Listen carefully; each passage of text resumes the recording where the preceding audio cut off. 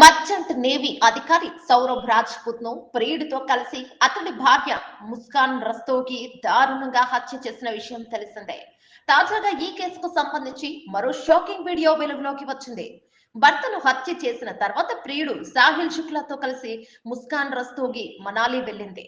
అక్కడ కసోల్లోని హోటల్లో పూర్ణిమలో 6 రోజుల పాటు ఈ జంట స్టే చేసింది.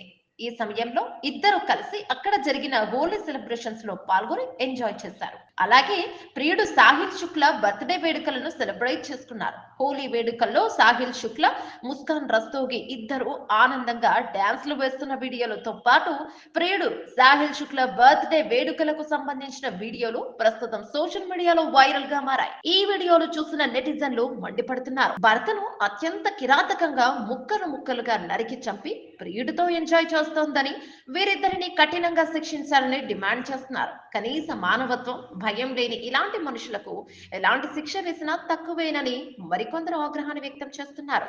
కాగా అమెరికాలోని ఓ కంపెనీలో పనిచేస్తున్న merchant navy officer Saurabh Rajput ను అతని భార్య ముస్కాన్ రస్తోగి ప్రియుడితో కలిసి హత్య చేసింది. ఆ తర్వాత భర్త డెడ్ బాడీని 15 ముక్కలుగా నరికి ప్లాస్టిక్ డ్రమ్ములో వేసి సిమెంట్ తో సీల్ చేశారు. ఈ దారుణ ఘటన ఉత్తరప్రదేశ్ మీరట్ లో జరిగింది.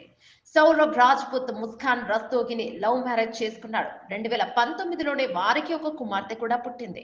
కుటుంబ సభ్యులతో గొడవల కారణంగా వారితో కలిసి వేరుగా ఉంటున్నాడు. సౌరభ్ వేరు కాపురం పెట్టాక ముస్కాన్ ప్రవర్తనలో మార్పు వచ్చింది.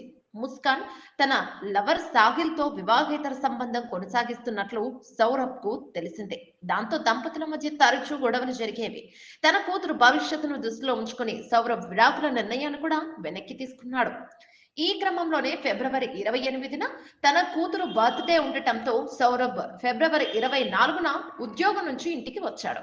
ఈ క్రమంలోనే మార్చి 4న సౌరభ్ తినే ఆహారంలో ముస్కాన్ నిద్ర మాత్రలు కలిపింది.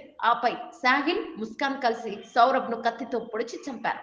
డెడ్ బాడీని 15 ముక్కలుగా కోసి డ్రమ్ములో వేసి సిమెంటుతో సీల్ చేశారు.